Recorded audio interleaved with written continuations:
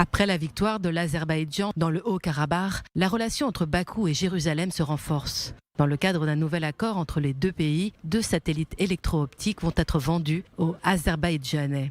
Cet accord est considéré comme une étape importante dans la coopération entre les deux États et représente un pas important dans la technologie spatiale et la coopération à long terme entre les deux sociétés, Israel Aerospace Industry et l'agence spatiale azerbaïdjanaise Azercosmos.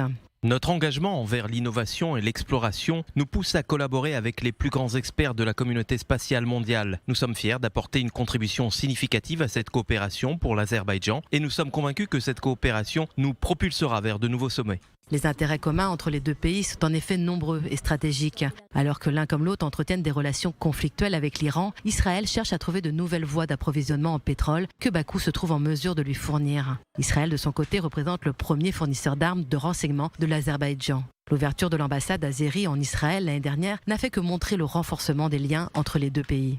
Mais le soutien pragmatique d'Israël envers l'Azerbaïdjan fait grincer les dents en Arménie. Dans la capitale, Erevan, une synagogue a été vandalisée. Une organisation clandestine a publié ce mercredi une déclaration revendiquant la responsabilité de la destruction de la synagogue et du centre juif.